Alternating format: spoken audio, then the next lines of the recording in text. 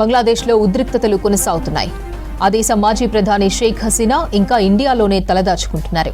ఆమె బ్రిటన్ వెళ్లేందుకు ఏర్పాట్లు చేసుకుంటున్నారు. ఆ దేశ పర్మిషన్ కోసం ఎదురు చూస్తున్నారు. ఇటు బంగ్లా పరిస్థితులపై ఉదయం అఖిలపక్ష సమావేశం ఏర్పాటు చేసిన కేంద్రం కాసేపటి క్రితమే రాజ్యసభలో ప్రకటన చేశారు. బంగ్లాలో ఉన్న భారతీయులతో విదేశాంగ శాఖ టచ్లో ఉందన్నారు మంత్రి జయశంకర్. మరోవైపు బంగ్లా పార్లమెంట్ను రద్దు చేస్తున్నట్లు ఆ దేశ అధ్యక్షుడు ప్రకటించారు.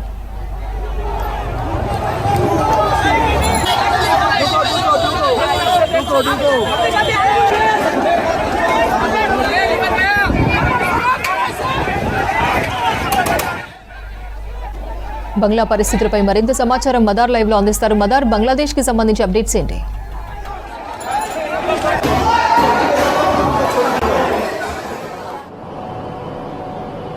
సపర్ణ, ఇంకా బంగ్లాదేశ్లో అశాంతితోటే ఉంది. అక్కడ నిన్న ప్రధానిగా హసీనా రాజీనామా చేసిన తర్వాత, షేక్ హసీనా రాజీనామా చేసిన తర్వాత కూడా అల్లర్లు శాంతింపలేదు.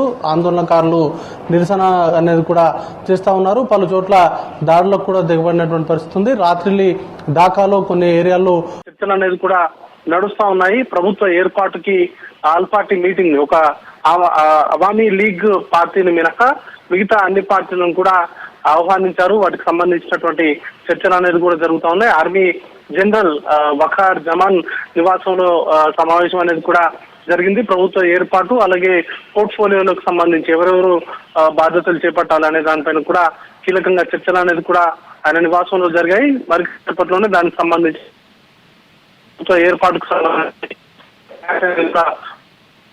ఇప్పటికే నుంచి ఒక క్లారిటీ అనేది కూడా వచ్చేటువంటి అవకాశం ఉంది. ఇప్పటికే పార్లమెంట్ను రద్దు చేస్తున్నట్లుగా కూడా ప్రకటించారు. అయితే ఎన్నికలకు వెళ్తారా, లేకపోతే తాత్కాలిక ఇంట్రీమ్ ప్రభుత్వాన్ని ఏర్పాటు చేస్తారా, ఇంట్రీమ్ గవర్నమెంట్ ని ఏర్పాటు చేస్తారా అనే దానిపైన కూడా క్లారిటీ రావాలి.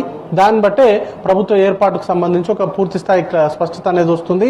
ఇంట్రీమ్ గవర్నమెంట్ ని ఏర్పాటు చేసే దిశగానే చర్చలు అనేది కూడా నడుస్తున్నాయి. ఇప్పటికే ఆర్మీ జనరల్ వఖార్ జమాన్ నివాసంలో ఆ మేరకు చర్చలు అనేది కూడా జరిపారు. ఇక ఇండియాకు సంబంధించి కీలకంగా నైబరింగ్ స్టేట్ గా ఉంది. సుమారు 4,96 కిలోమీటర్ల మేర వారితో సరిహద్దు అనేది కూడా పంచుకుంటున్నటువంటి నేపథ్యంలో పూర్తి స్థాయిలో సరిహద్దు బంగ్లా అలాగే భారత్ సరిహద్దులో వెంబడి పూర్తి స్థాయిలో హై అలర్ట్ అనేది కూడా ప్రకటించారు. దానికి సంబంధించి ఎప్పటికప్పుడు ప్రతి అంశాన్ని కూడా నిశ్చితంగా అనేది కూడా ఇండియా పరిశీలిస్తూ ఉంది.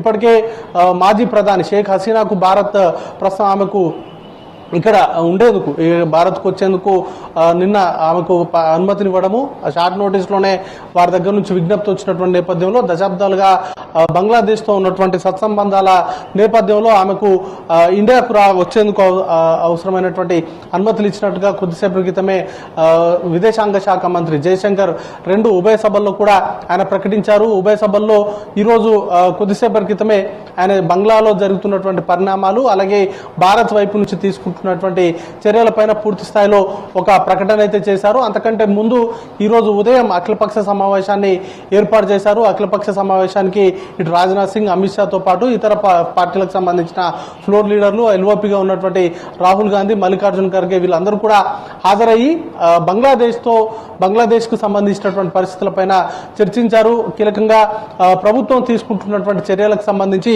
జయశంకర్ వారికి వివరించారు.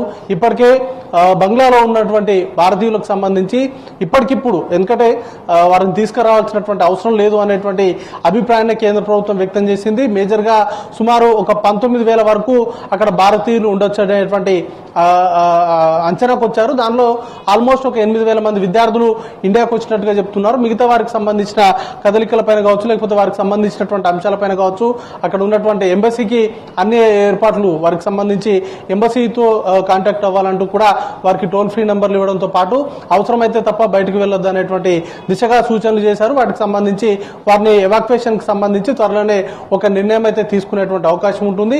ఇక కొత్తగా ప్రభుత్వం ఏర్పడిన తర్వాత కీలకంగా ఎవరైతే మైనారిటీల పైన దాడులు జరిగాయో వాటికి సంబంధించి చర్యలు తీసుకోవాల్సిందిగా కోరేటువంటి అవకాశం ఉన్నట్టుగా ప్రకటన చేశారు. వాటికి సంబంధించినటువంటి అంశాలపైన ఇటు అఖిలపక్ష సమావేశంలో అలాగే ఇటు ఈరోజు పార్లమెంట్ ఉభయ సభల్లో కూడా కేంద్ర విదేశాంగ శాఖ మంత్రి ఒక ప్రకటన అయితే చేశారు. ఇక హసీనాకు సంబంధించి షేక్ హసీనాకు సంబంధించి ప్రస్తుతానికి అయితే ఆమె ఢిల్లీలోనే ఉన్నారు. హిండన్ ఎయిర్ బేస్ కి సంబంధించి ఆమె ఉన్నటువంటి గెస్ట్ హౌస్ లో ప్రస్తుతం ఆమె విడిదిలో ఉన్నారు. వారికి సంబంధించి బ్రిటన్ వెళ్లేందుకు పర్మిషన్స్ అనేది కూడా తీసుకుంటున్నట్టుగా తెలుస్తోంది. వాటికి సంబంధించి ఇంకా పూర్తి స్థాయిలో ఆమెకు అనుమతులు రాలేదు. అనుమతి వచ్చేంత వరకు కూడా ఇండియాలోనే షేక్ హసీనా ఆమె సోదరి రెహానా ఇద్దరు కూడా ఇక్కడనే బస చేసేటువంటి అవకాశాలు కనబడుతున్నాయి. పూర్తి స్థాయిలో హిండన్ ఎయిర్ బేస్ కు సంబంధించి సెక్యూరిటీని అయితే టైటన్ చేశారు. ఎలాంటి ఇబ్బందులు తలెత్తకుండా సెక్యూరిటీ వైజ్ గా ఎలాంటి ల్యాబ్స్ లేకుండా అవసరమైనటువంటి చర్యల్ని ఇప్పటికే కేంద్ర ప్రభుత్వం తీసుకుంది.